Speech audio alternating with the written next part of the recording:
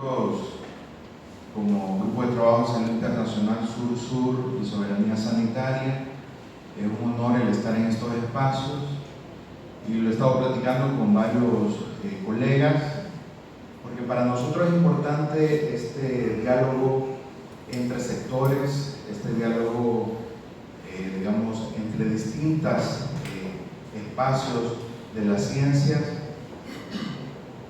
Y para nosotros la teología y todo el campo de los saberes teológicos son muy valiosos para entender qué estamos haciendo, para entender hacia dónde vamos. Entonces, creo que este diálogo que queremos establecer entre la fe, la salud y un tema como la migración, que tiene mucho que ver, nos parece sumamente importante.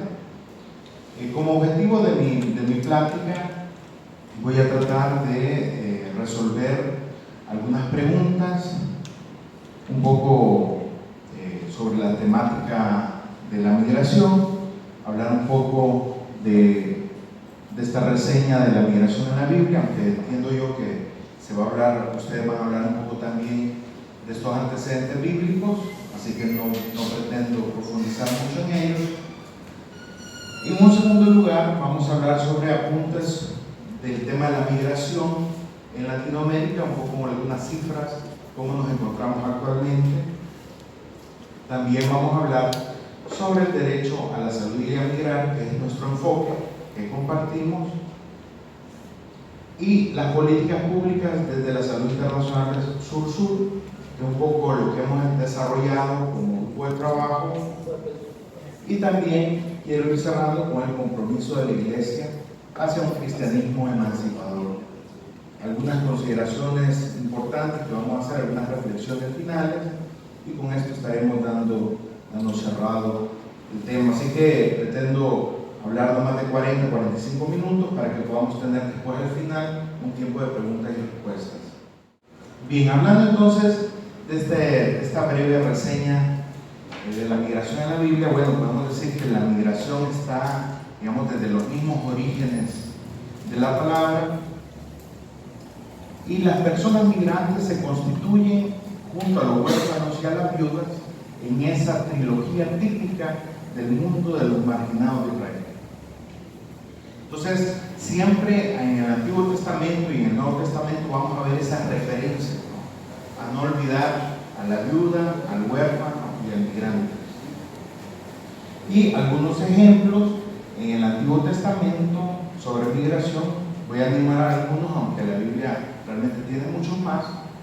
Vamos a hablar sobre Adán y Eva, cuya descendencia resultó en la expulsión del jardín del Edén. Por lo mismo tuvieron que irse, o sea, migrar a un mundo desconocido y enfrentarse con las dificultades de la vida cotidiana. También podemos ver el ejemplo de Caín, que después de haber asesinado a su hermano Abel, se alejó de la presencia del Señor y se fue a vivir a la región llamada Nod, al este del Edén. Otro ejemplo, tenemos a Abraham, que ustedes saben que a Abraham lo llamamos como el padre de la fe, pero debería de llamarse el padre de la migración, ¿no? Porque fue un extranjero perpetuo, ¿no? Un extranjero carente de tierra propia y establecido de por vida en una sociedad a la que no pertenecía, ¿verdad? Cuando le dice Dios que salga de su tierra y de su parentela. Y su historia es la de alguien en apariencia desposeído de sus derechos, pero en la realidad un aportador de una bendición. O sea que también hay que hacer esa reflexión sobre Abraham.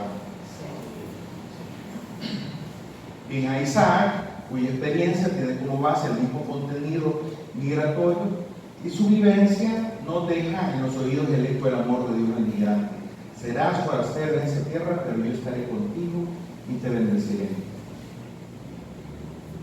José, también vendido por sus hermanos, ustedes saben la historia, fue llevado a Egipto. Bueno, trata de personas, correcto. Y el pueblo de Israel, que se traslada a Egipto para vivir ahí 400 años. Es decir, vemos diferentes momentos en que personas tuvieron que migrar de diferentes formas, en diferentes contextos. Hablando un poco de la etimología del migrante, la Biblia utiliza los términos en hebreo de Nekar y Nokri, para referirse a aquellos elementos que son extraños, es decir, aquello que es diferente a lo propio. Si usted fuera a Asia, ¿verdad? Por ejemplo, si fuera a China, y usted probara ese tipo de comida que es totalmente diferente a la lógica de la comida latinoamericana, usted diría, esto es nocri, esto es de carne, esto es extraño a lo mío, es diferente a lo mío, ¿no? Y en griego los términos son alotrios y senos. Se trata cuando se refiere a otros pueblos, los extranjeros en ese sentido étnico, ¿no? Y por lo general hay rechazo frente a esto. El rechazo se acentúa cuando estos son considerados impuros por los escribas por estar fuera de la ley y los rituales de purificación. Entonces ahí es donde, digamos, en el sentido conocido, son aquellos paganos, aquellos bárbaros, aquellos gentiles que le llaman después en el Nuevo Testamento, que eran diferentes a nuestra etnia. Y los incircuncisos, dice la ley, se consideran alotrios, es decir, los llamados gentiles o paganos, que era lo que le mencionaba. Pablo en el Nuevo Testamento teologiza sobre esto de tal manera que él considera la participación plena del no judío en el pueblo de Dios sin necesidad de la ley y la circuncisión, lo cual es un elemento sumamente importante para entenderlo hoy en día, porque muchas veces la iglesia ha caído en el hecho de mantener los rituales y de querer hacer que aquella persona que viene de un trasfondo cultural diferente adopte nuestros mismos rituales y que trate de hacer, digamos, o vivir el cristianismo a la manera que no es ni siquiera nuestra manera latinoamericana. Ya vamos a hablar un poco de eso más adelante, pero digamos que existía en ese primer siglo ese esfuerzo por los cristianos judíos de querer, digamos, judaizar el cristianismo. Entonces Pablo les dice, no, miren, hay una nueva manera. El que está circuncidado, que lo haga, y el que no lo haga, que no lo haga. Uno lo hace para Dios y el que no lo hace, no lo hace para Dios. Entonces creo que ahí queda muy claro eso, y Jesús mismo en el relato del buen samaritano coloca al extranjero no como un enemigo, que es también otro de los elementos importantes a considerar, sino como alguien compasivo a quien se debe imitar. Y Jesús llega a afirmar que lo que se le haga a un forastero se le hace a él mismo. O sea que ahí hay criterios también en donde el mismo Evangelio nos va dando pautas de cómo debe ser nuestra relación con las personas migrantes o las personas extranjeras. Otro de los términos importantes de esta etimología es el término ger, que significa extranjero y migrante. La característica de esta palabra era que es aquel que ha abandonado su patria debido a cuestiones políticas, económicas u otros motivos similares, y sale de su tierra en busca de una comunidad en la cual él o ella se sienta protegido, que es por la misma razón que viven muchas personas hoy en día. Vemos todos los refugiados de Siria, ¿no?, que salen de Siria hacia Europa. Vemos también aquí en Centroamérica cuántas personas no migran por el tema de violencia, entre otros, entonces, o por temas económicos, no hay empleo. Esas razones de migración siempre han estado en la historia de la humanidad y las vemos, y entonces para denominar a ese tipo de migrantes se le llamaba ger. Y hay inmigrantes dentro del pueblo de Israel, y Israel misma fue a menudo inmigrante. Cuando se habla de Israel como extranjero en Egipto, se habla de ger, así como de Abraham en Hebrón y de Moisés en Madián, para que estuvieron temporalmente en esos lugares y se consideraron ger. Muy bien. El periodo fundacional de la historia de Israel y de su constitución como pueblo está marcado por sus movimientos migratorios. Prácticamente son dos grandes los movimientos migratorios que podemos, digamos así, presentarlos como fundacionales dentro del pueblo de Israel. El primero era la gran migración por la hambruna que hubo, que obligó a muchos a llegar a Egipto. Ustedes se recuerdan para aquel tiempo, y por todo ese esfuerzo de guardar en los graneros que se había hecho a través de José, es que muchos pueblos llegaron a Egipto. Y otra segunda migración que fue también cuando Israel se constituye todo el tema de la diáspora, ¿no? Y viene todo el proceso del periodo de las cautividades que sufrieron. Por todo ello, Israel irá descubriendo que la tierra es un don de Dios, ¿verdad? Y que no tiene dominio exclusivo sobre ella, sino que debe compartirla con otras gentes, hacia las que son prescritas unas actitudes éticas concretas. ¿Cuáles son estas actitudes éticas que se determinan en la Biblia para los migrantes? Bueno, Éxodo dice: no dejarás al migrante, no lo oprimirás, no lo explotaréis, no defraudarás el derecho del migrante. Es decir, habían cláusulas en esta ley mosaica en donde se definían esos criterios para el trato de los migrantes. Y esto fue avanzando. Eso fue avanzando más porque ya en épocas tardías se asigna a estos extranjeros residentes, a estos digamos, atribuciones que hacen de ellos prácticamente miembros de la comunidad. O sea que había un proceso, digamos, de incorporación o de, digamos, hoy podríamos decir de determinar la naturalización de la ciudadanía, ¿verdad? Como cuando un extranjero se convierte en ciudadano a través de un proceso de naturalización. Y en la ley, además, se llega a dar para las relaciones con el extranjero que reside en el país la misma orden impartida para las relaciones con los hijos de tu pueblo. Esta es la tierra que os repartiréis, las 12 tribus de Israel, os la repartiréis a suerte como propiedad hereditaria, incluyendo a los extranjeros residentes entre vosotros. Al forastero que reside junto a vosotros lo miraréis como a uno vuestro de tu pueblo y le amarás como a ti mismo. Es decir, había, digamos, un criterio para que estos extranjeros fueran acogidos y tuvieran, digamos, las mismas garantías o los mismos derechos que los nacidos en esa tierra. Así que no es raro que Ger aparezca a la par del término Toshav. Toshav es un término que para huésped o peregrino, aquel que tiene un carácter más, digamos, más transitorio en el lugar, y que Toshav depende de alguien y está menos incorporado, menos asimilado que Ger, digamos que era, digámoslo así, como un visitante, digamos, Toshav. Y las costumbres veían la hospitalidad como una virtud muy preciada, un deber frente al peregrino, y el huésped era totalmente protegido por el anfitrión. Entonces era parte de, digámoslo así, de la tradición de este pueblo de, digamos, correr por todos los gastos que tuviera este peregrino, esta persona que dependía de él. Más tarde, al inicio del helenismo, el término Ger fue cambiado y desgraciadamente fue entendido por la Septuaginta como prosélito o temeroso de Dios. Esto es que asume la religión judía sin distinción ninguna entre ser inmigrante o extranjero residente u otra comunidad. No obstante, el hecho de que la primera carta de Pedro se dirija a los de la diáspora como para epidemóis, puede que tenga en mente el concepto hebreo de Ger, ¿no?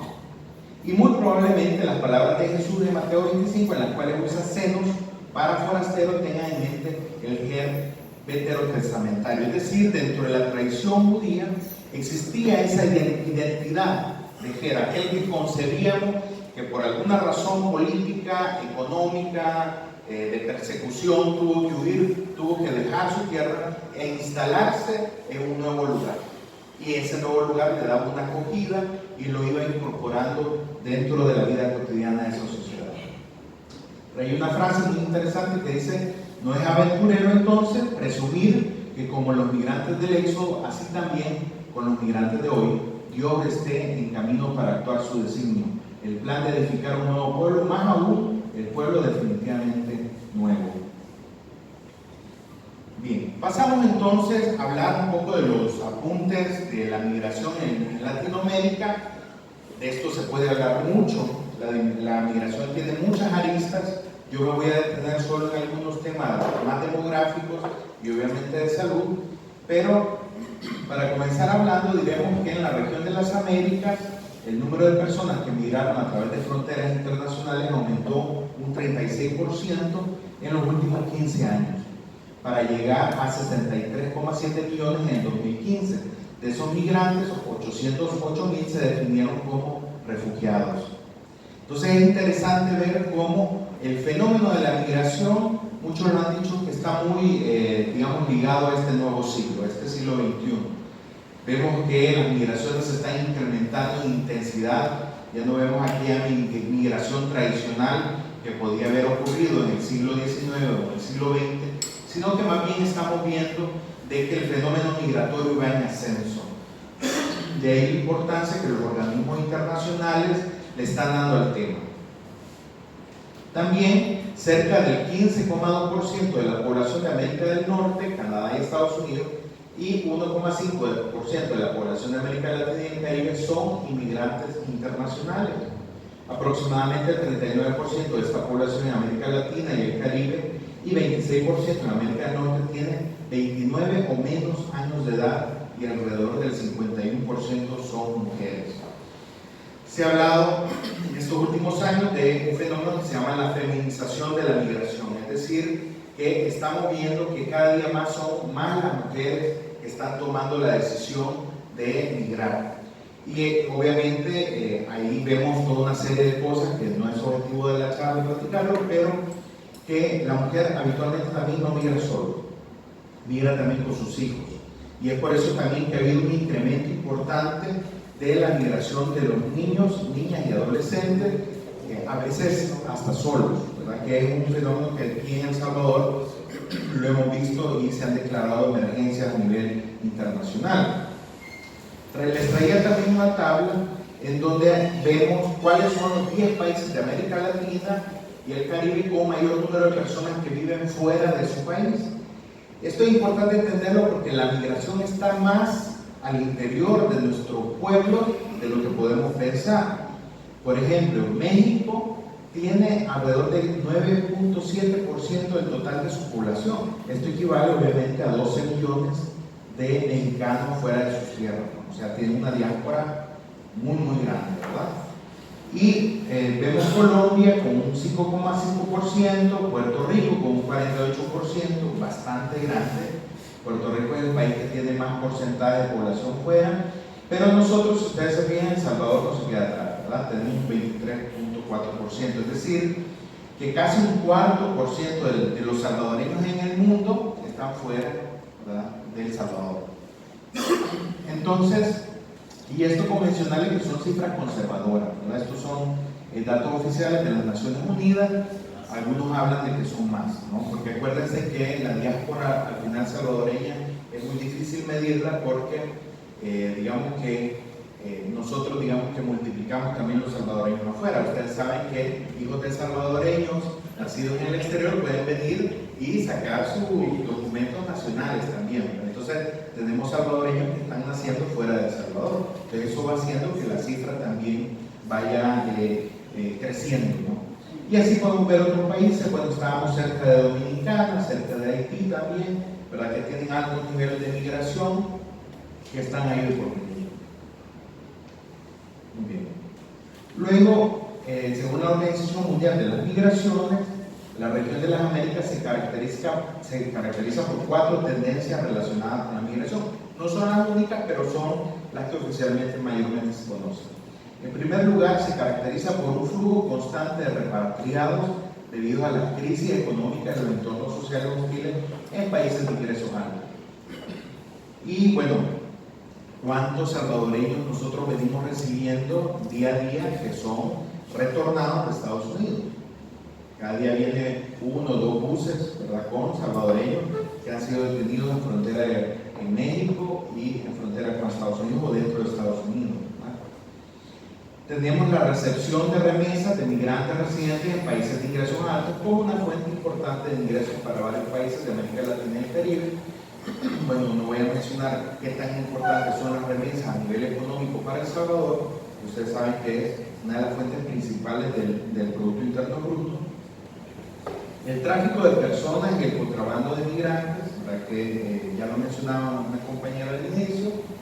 Y la contribución de comunidades provenientes de América Latina y el Caribe en los Estados Unidos, Canadá y Europa al desarrollo de vínculos culturales, económicos y sociales con sus países y comunidades de origen. Eso tiene que ver mucho con la culturización fuera del país, pero también con la transculturización.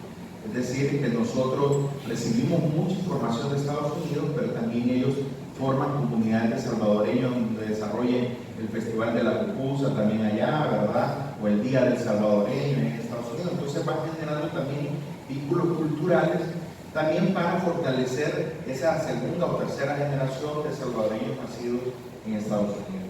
Y eso va para otros países también de Latinoamérica y el Caribe.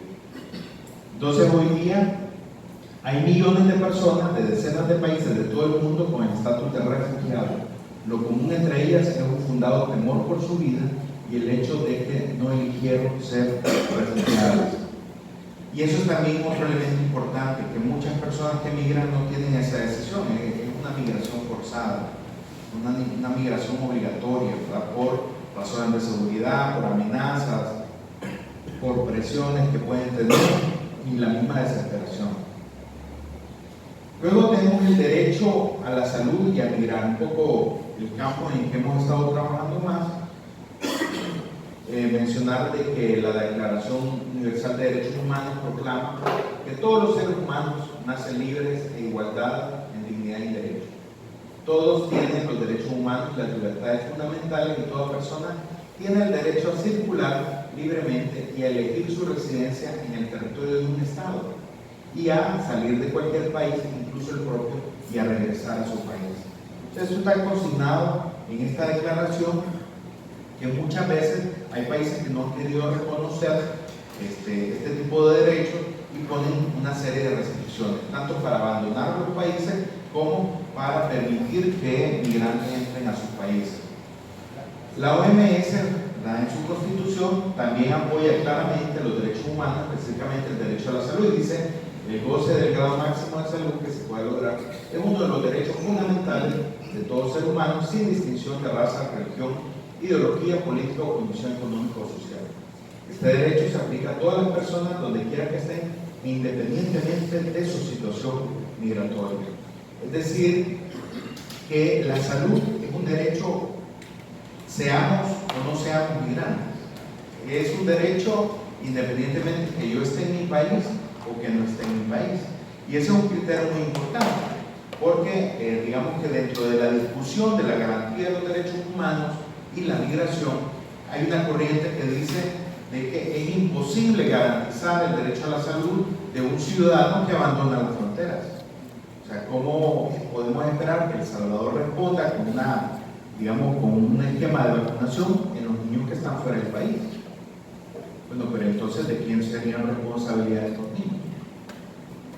Entonces, es ahí donde empiezan los dilemas en el campo de la salud internacional y la discusión sobre dónde debería ser entonces garantizados los derechos. Según la Oficina del Alto Comisionado para los Derechos Humanos de la Salud, hay 27 instrumentos internacionales jurídicos pertinentes para la migración y los derechos humanos, en particular la Convención Internacional sobre la Protección de los Derechos de todos los trabajadores migratorios y sus familiares de 1990, y ha recibido cada vez más reconocimiento y ocupa un lugar destacado en la agenda internacional. Esto hay que mencionar que a pesar de que en el 90 estaba este tratado, realmente son pocos los países los que han ido desarrollando instrumentos técnicos jurídicos para poder desarrollar una lógica de protección a los migrantes. Y son 18 gobiernos de la región de las Américas que han reconocido que es necesario integrar las necesidades de salud y la vulnerabilidad de los trabajadores migratorios en sus planes, políticas y estrategias nacionales.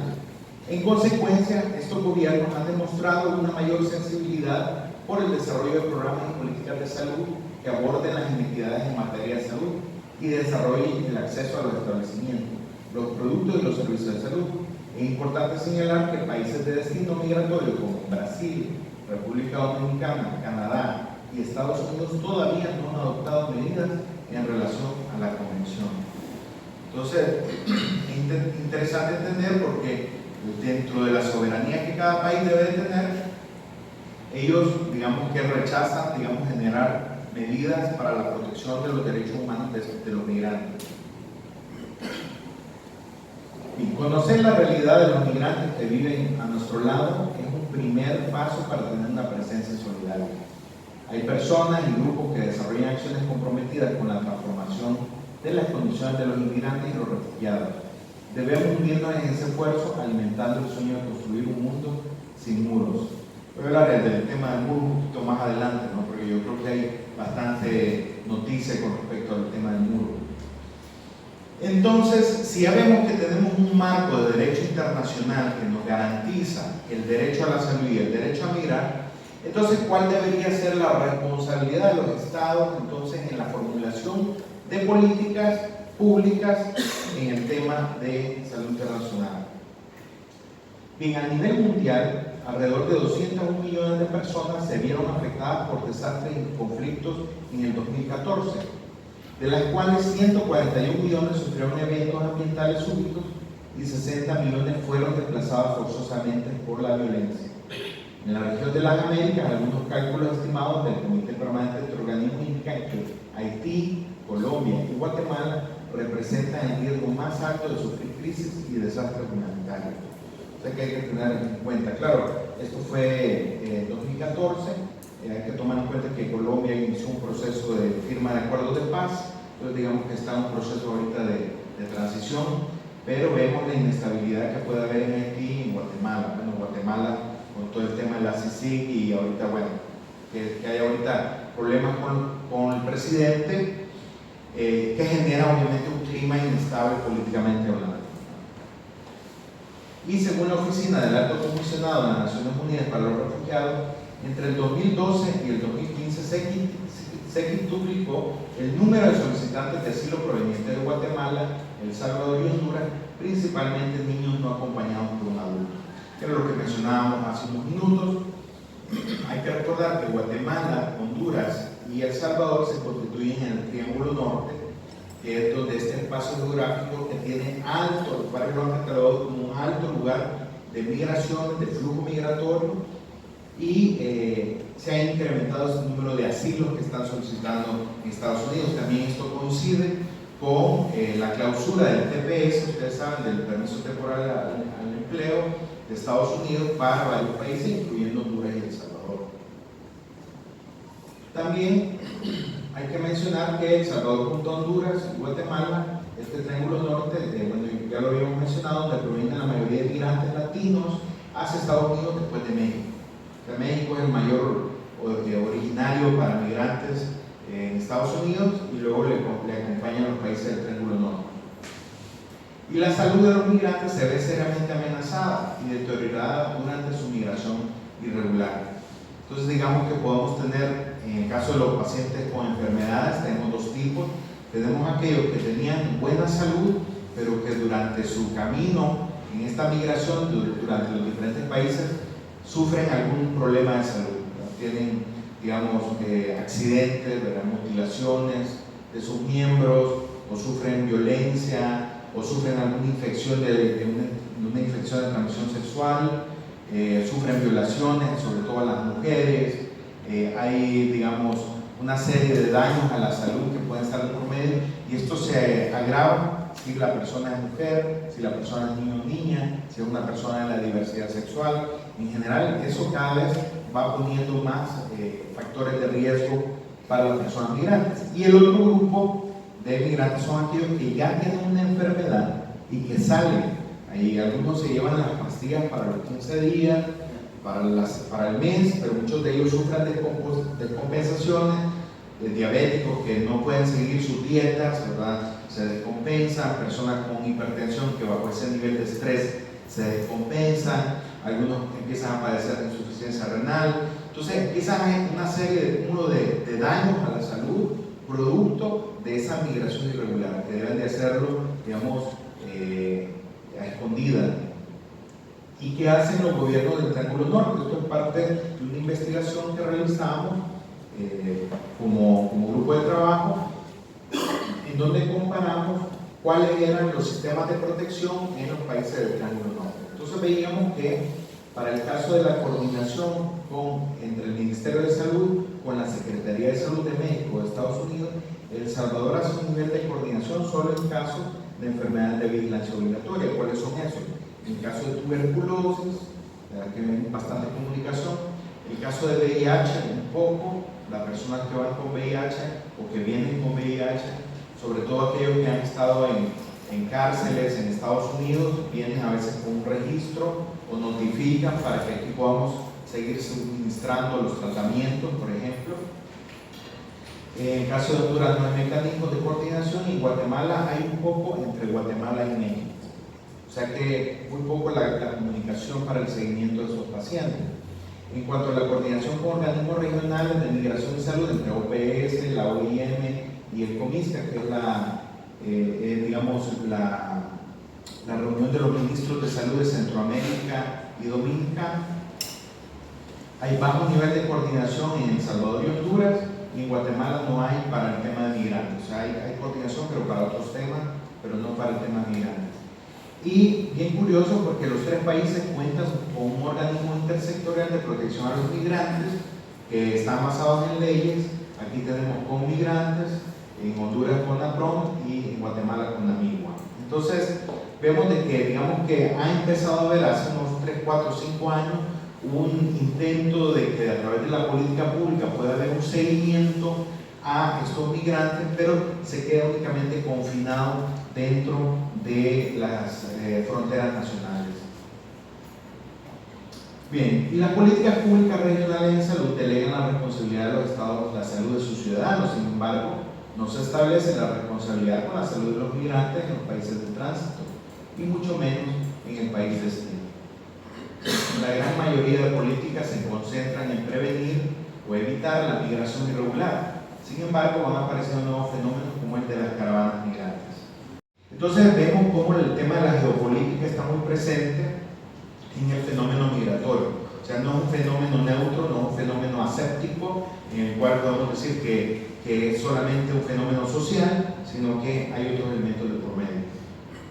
Y una política de apertura al inmigrante que avance en las relaciones de acogida internacional y que ofrezca hospitalidad y bienestar nunca será solo una política para los inmigrantes, sino también un movimiento de acogida a todos los extranjeros de este mundo de Dios.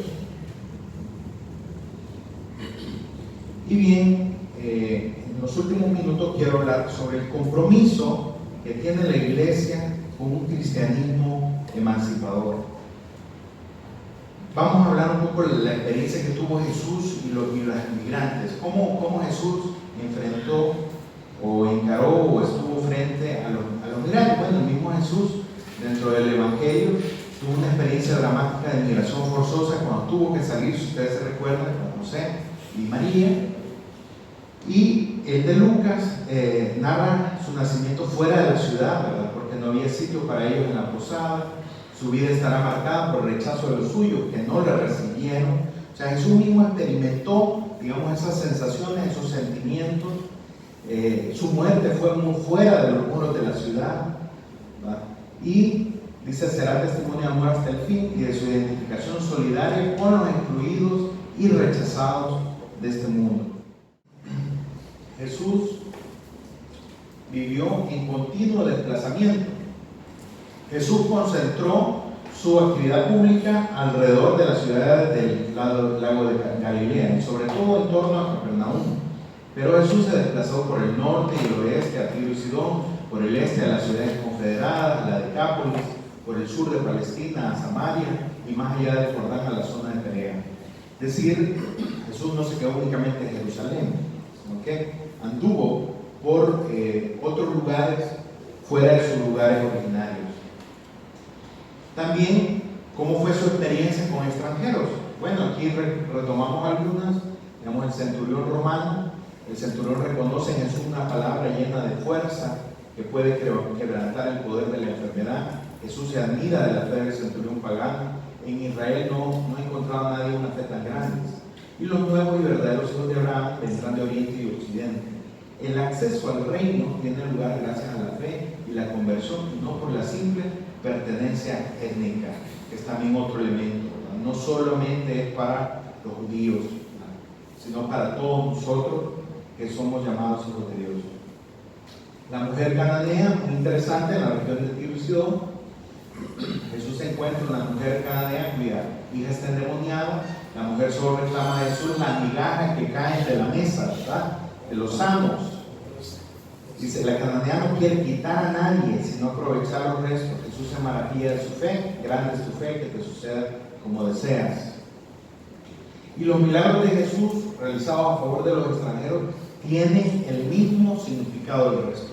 O sea, Jesús no hizo una acepción, ¿verdad? No le dijo, no, bueno, como vos sos samaritano, no voy a hacer nada, ¿no? Jesús ante la cananea descubre que el sufrimiento humano no puede llevarnos a establecer una distinción entre judíos y gentiles. El sufrimiento humano es sufrimiento, ya lo padezcan los judíos o los gentiles. El dolor de la mujer cananea es ocasión para que se atraviesen las fronteras de la fe y de la verdad, ampliando así su visión de la actividad salvadora de Dios en el mundo. Y con la samaritana, que a mí me parece el texto más importante en el tema de esta discusión de la migración, porque para Jesús, ella era una extranjera, pero también para la samaritana Jesús era una extranjera. Entonces, así parece, digamos, que hay un recelo, y ella comienza, si ustedes leen el pasaje más detenidamente, empieza a encararle algunos aspectos que le dice, bueno, entonces, ¿dónde vamos a orar? Le dice. En el monte le dice que es sagrado, le dice, o en el otro lugar. Entonces, pero Jesús logró sortear esas diferencias, digámoslo así, dogmáticas que se tenían, y la ayuda a encontrarse consigo misma y a liberarse de fronteras y divisiones. Para Jesús no era necesario atravesar Samaria para regresar a Galilea, pero el Espíritu lo llevó a tomar el camino que conduce a Samaria. El Espíritu lo empujó a atravesar la frontera y en tierra extranjera proclama que ni el centro espiritual de los samaritanos ni el centro espiritual de los judíos tienen un significado permanente ante Dios. Ambos lugares son símbolos que no se pueden absolutizar, porque Dios siempre es más grande. Entonces yo creo que esto es una enseñanza que debemos de tomarla para nuestra praxis, porque muchas veces queremos conceder nuestro convencionalismo y queremos que el extranjero se amolde, ¿no? Y queremos que haga exactamente como nuestra cultura nos lo enseña. Y hay tres ataduras, o desde la ciencia social diríamos tres capturas importantes que impactan la práctica cristiana. Y que yo creo que es importante, como diría Boaventura de Sousa, reconocerlas para después conocerlas.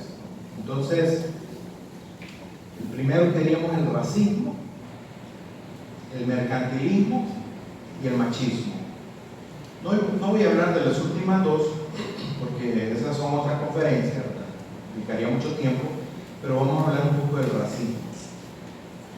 Y que muchas veces se nos ha vendido a ese Jesús blanco, ¿no? Rubio, ojos azules, ¿verdad? Si ustedes se fijan, la imagen icónica que se representa en muchas imágenes, en muchos textos, en muchos libros, es eso. ¿Pero por qué? Porque tenemos que entender que el Evangelio ha sido colonizado. El Evangelio ha sido colonizado, y me explico. Y voy a poner un ejemplo para que lo pone Enrique Dussel, un poco cuando habla un poco del colonialismo. Y él habla de que allá por el año 1550, inmediatamente después, digamos que de la llegada de Cristóbal Colón a las Américas, hubo una discusión allá en la Junta de Valladolid, en España. Esta discusión la tenía Juan Ginés de Sepúlveda con Fray Bartolomé de las Casas. Y la discusión que había es que Juan Ginés de Sepúlveda decía, miren, lo que pasa es que el indio que vive en esas tierras, dice, no tiene propiedad privada, dice que todo es de todo, dice. No hay un mercado donde ellos hacen transacciones o, digamos, venden lo que producen, sino que hacen un solo intercambio, dice. Entonces, para mí, lo que debemos de hacer, dice, y digamos, si lo tradujéramos en un primer tiempo, digamos que eso es una conquista y dominación, una estrategia de conquista y dominación. Si solo tradujéramos en un segundo tiempo, pudiéramos decir de que eso se refiere a cómo los mercados entran y se expanden en diferentes regiones, ¿no?, del mundo. Entran, conquistan y dominan los mercados. Por el contrario, Fray Bartolomé de las Casas decía, realmente no es así. Todos somos hijos de Dios. Todos los seres humanos tenemos alma. Y por lo tanto, lo que hay que hacer, y si lo ponemos en un primer tiempo, hay que evangelizar para civilizar. Entonces, eso si lo tradujéramos en un segundo tiempo, ya en nuestro tiempo actual, se traduce en lo que los países del norte nos dicen: tenemos que ayudarles con cooperación al desarrollo, tenemos que ayudarles con apoyo científico-técnico, tenemos que mandar a nuestros científicos para que les resuelvan sus problemas. Porque dentro de la lógica colonial, los países del sur tenemos los problemas, tenemos las enfermedades, y los países del norte tienen la solución, tienen la tecnología, tienen la ciencia. Y eso tiene mucho que ver porque, digamos que el colonialismo se apoya mucho en cómo nuestra misma conciencia, digamos, se ha ido cambiando y se ha ido interpretando. Y estas realidades muchas veces han ido cambiando inclusive la misma realidad bíblica. Y estamos hablando entonces de que, digamos, si nos quedamos en el campo de la ciencia, la mayoría de los libros de texto que se utilizan en las universidades vienen de 5 países del norte: Estados Unidos, Francia, Inglaterra, y ahí podemos quedarnos. ¿Por qué? Porque al final la ciencia viene y retoma, y podemos decir que las universidades son reproductoras de los ganadores. O sea que, es decir, estos países que triunfaron después de la Segunda Guerra Mundial son los que han impuesto su agenda, y en esto lo que nosotros le llamamos la geopolítica del conocimiento es que decimos que todo lo bueno viene desde el norte, todo el poder está en el norte, y en el sur pues tenemos que aprender, o como decía Fray Bartolomé, nos vienen a civilizar, y creemos que los pueblos desarrollados o civilizados son los de ellos, los del norte, y no los de nosotros. Y lamentablemente, cuando vino la Iglesia Católica y que vino con la Biblia en la espada, precisamente ese fue un fenómeno que sucedió en donde hubo una colonización del Evangelio. Y nosotros, después que viene la Iglesia evangélica a través de los primeros misioneros que vinieron del norte, fue la misma cosa. Bueno, tal vez no tan brutal, pero sí hubo una colonización también. Y nuestro Evangelio está profundamente colonizado. Y a tal punto de que creemos entonces que tenemos que seguir viendo hacia arriba, hacia los países del norte y del centro, y nosotros nos quedamos en la periferia. Entonces yo creo que tenemos que pensar en cómo este Evangelio debe de ser desde otra mirada, porque lamentablemente se sigue utilizando para propósitos que no alimentan al reino. Y yo les traigo un ejemplo. Por ejemplo, el gobierno de Estados Unidos utiliza la Biblia para justificar la separación de niños y de sus padres. Entonces, obviamente, hubieron muchas iglesias que protestaron, ¿verdad? La iglesia bautista, ¿verdad?, consideraron esto algo injusto, sin lógico y contrario a lo que dicta la ley, ¿verdad? Pero ahí ellos hasta citaron, ¿verdad? Citaron al apóstol Pablo cuando dice que hay que obedecer a las autoridades porque ellas son puestas por Dios. Entonces, este tipo de manipulaciones en donde están utilizando la Biblia para mantener un proceso de dominación es precisamente lo que decía Sepúlveda. Decía, bueno, conquista y domina, ¿no? Utiliza la Biblia y domina, ¿no? Entonces, creemos nosotros que tenemos que tener los ojos muy abiertos para entender que la Biblia no es el sentido del Evangelio. El Espíritu no excluye, no discrimina, facilita la unidad de la diversidad, la común unión de todos los miembros como cuerpo de Cristo, pues es parte de la pentecostalidad reconocer sin miedos al otro, a la otra y al otro. Y el Evangelio realmente no discrimina, lo hemos visto desde el principio que hemos estado platicando, no discrimina entre pueblos, clase social ni género. Y la iglesia tiene la responsabilidad de llevar un mensaje de la unidad del cuerpo de Cristo. De esta unidad que muchas veces, lamentablemente, en la práctica de muchas iglesias se va perdiendo. Yo traía aquí un cuadro comparativo donde tenemos una praxis cristiana colonizada y un cristianismo emancipador. La visión colonizada nos habla de una monoculturalidad, nos habla de que hay solo una sola forma de hacer las cosas, hay solo una forma de vivir en esta tierra, hay una sola forma de concebir la vida y la muerte, hay una sola forma de entender qué es el buen vivir, hay una sola forma de entender qué es estar bien o qué es el éxito, cuando realmente hay una multiculturalidad. Y eso implica que debemos de reconocer entonces estas visiones que están en nuestros pueblos latinoamericanos, que tienen otra perspectiva de lo que es estar con Dios, de lo que es escuchar a Dios. También otra de las cosas que nos dejó la visión colonizada es esa visión individualista, ¿no? El sálvese quien pueda, yo me salvo y bueno, si ellos quieren salvarse, salvan, o si no, en una visión colectiva. Nuestros pueblos originarios eran sumamente colectivos, compartían la tierra, compartían el producto de lo que generaban, compartían su sociedad. Y nosotros muchas veces el individualismo que tenemos impide. Y decimos, no, bueno, es que mi iglesia es mi iglesia, pero en la misma cuadra hay otra iglesia que no se hablan, ¿verdad? Y se pelean, y hay otra a la vuelta de la esquina hay otra igual, ¿verdad? O sea, hay un individualismo en el Evangelio y en la práctica del Evangelio increíble. Y esto nos lleva a un sectarismo, ¿verdad? No, es que si no es así, ¿verdad? Entonces eso no es de Dios, ¿verdad? Y lo sectamos, ¿verdad? Lo apartamos, lo echamos, ¿verdad? Cuando hay que reconocer ese carácter plural que debe de haber en la comprensión del Evangelio de Cristo. Eso de que si Jesús hubiera sido sectario, no le hubiera hablado a muchos extranjeros, ¿verdad?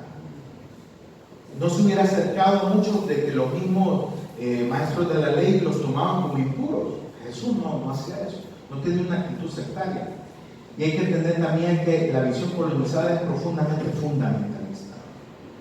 Un poco lo que podemos ver en el recorte de periódico que les traía. Eso de retomar literalmente lo que dice la Biblia, quitándole todo el contexto para justificar una razón propia.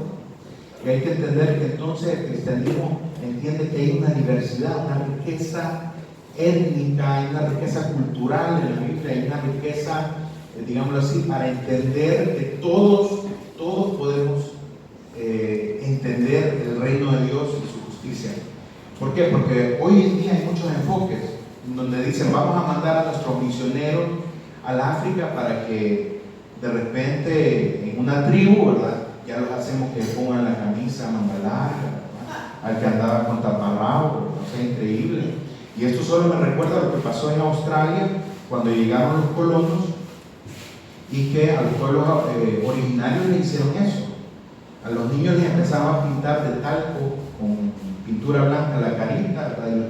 Y les vestían con ropas de niños de los niños de Inglaterra, ¿verdad? Y los hacían ir a la iglesia los domingos. O en algunos casos, cuando eran bien morenitos, ¿verdad? Les mandaban a hacer unas máscaras blancas, ¿verdad? Porque era parte de lo que ellos creían de que Dios les iba a escuchar siendo blanco. Entonces, creo yo que esas atrocidades que se han cometido, a veces por ignorancia, ¿verdad? Pero por falta de entender de que estamos profundamente colonizados, han evitado que el Evangelio entre a esos pueblos de Dios. Entonces, el cristianismo emancipador propone un cambio de paradigma en el relato teológico, hace un nuevo paradigma religioso epistemológico.